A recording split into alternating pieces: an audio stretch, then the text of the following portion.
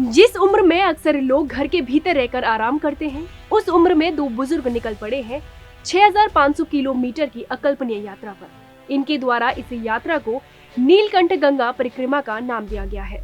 ये दो बुजुर्ग हैं रिटायर कर्नल आरपी पांडे व हिरेन पटेल, जिन्होंने प्रण लिया है कि देश की आध्यात्मिक माता मां गंगा को प्रदूषण मुक्त करने के लिए वो उसकी परिक्रमा करेंगे तथा गंगा के आसपास रहने वाले लोगों में जागरूकता फैलाएंगे ताकि वो मां गंगा को प्रदूषण से दूर रख सके। आज हरिद्वार पहुंचे हैं दो दीवाने, वो दीवाने जिनको दीवानगी है मां गंगा की, जो 6500 किलोमीटर की जो लंबी यात्रा है वो करेंगे और एक वर्ल्ड रिकॉर्ड बनाएंगे। कहा यह जा रहा है कि ये उस पर एक किताब भी लिखेंगे।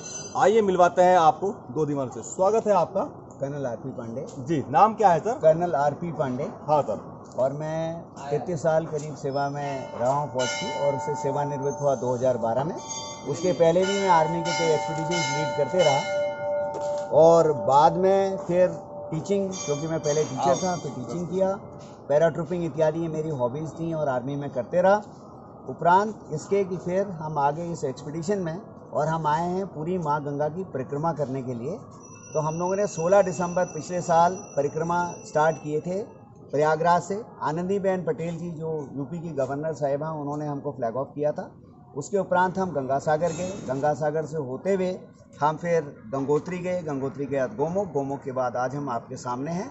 गंगा को हमने कहीं से नहीं लांगा, केवल जहाँ गंगा समुद्र में विलीन हो गई वहाँ से, और ग्लेशियर से जहाँ से गंगा का उद्गम स्थान है उसके पहले, और हम गंगा को क्रॉस कहीं भी नहीं करते हुए आज आपके सामने हैं। और हम लगभग अगले नवंबर के करीब एंड तक, अभी इस नवंबर के एंड तक हम प्रयागराज अपनी गंगा यात्रा का समापन करेंगे। कर्नल साहब, ये आइडिया आपको कहाँ से आया, कहाँ से आया? देखिए, एक हमारे ही कुछ भाई थे जिन्होंने, फौजियों ने एक संस्था बनाई थी, और उन्होंने कहा था कि हम गंगा की परिक्रमा करना चाहते हैं। तो हम लोग भी उनके साथ जुड़े, और उन लोग तो छोड़ के चले गए। तो हम लोग उस परिक्रमा जो हमने संकल्प लिया था, और संकल्प के अनुसार हम दोनों लोग उस परिक्रमा को करें। तो कैसा अनुभव आपका इस यात्रा के दौरान अब तक रहा है? इस यात्रा के दौरान में हमें बहुत तरह तरह के अनुभव हुए, जिसमें लोगों का प्यार मिला, बच्चों को मिले तो बच्चों को ये समझाया कि हम ये यात्रा क्यों कर रहे हैं। तो बच्चों को भी क्यूरियोसिटी होती थी, बच्चे पूछते थे कि आप इतनी उम्र में क्यों करते हो। हम उनको समझाते थे कि हम आपके भविष्य के लिए ये यात्रा कर रहे हैं। हमें अपनी हर नदियों को और गंगा मैया को प्रदूषण से मुक्त करना है, उसमें कचरा कूड़ा नहीं डालना है, इसीलिए हम पैदल यात्रा को निकले हैं। तो आप अपनी प्रतिज्ञा लो। तो हम हर स्कूल में जाके बच्चों को प्रतिज्ञा दिलवाते थे कि तुम्हें नदियों को शुद्ध रखना है, उसमें कचरा नहीं डालना है, साथ साथ में अपनी हर बर्थडे पर एक पेड़ लगाना है, पौधे लगाने हैं। और लोगों को जब भी मिलते थे तो गांव में भी लोग हमारी इस बात को सुन के हमसे काफ़ी सहयोग करते थे और हमारी बात को सुन के मानते थे। हिरेन पटेल ने जानकारी देते हुए कहा कि जहां जहां हम यात्रा कर रहे हैं वहां वहां आम जनमानस का बड़ा सहयोग हमें मिल रहा है।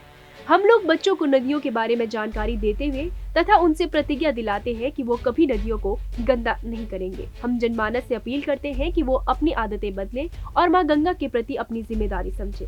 आपको बता दें कि इस यात्रा के दौरान उनकी इस यात्रा में war social organization Chandpur Bijnor के डायरेक्टर कीर्ति वर्मा भी शामिल हुए हैं। आदर्श युवा समिति के संचालक सरदार बलवीर सिंह ने जानकारी देते हुए बताया कि उनकी यह यात्रा एक ऐतिहासिक यात्रा होगी जो आने वाली पीढ़ियों को दिशा निर्देश देगी। अगर आप हमें फेसबुक पर देख रहे हैं तो हमारे फेसबुक पेज को लाइक करें, यूट्यूब पर देख रहे हैं तो हमारे चैनल को जरूर सब्सक्राइब करें और बेल आइकन दबाना ना भूलें। उत्तराखंड की तमाम छोटी बड़ी खबरों को जानने के लिए बने रहे हमारे साथ।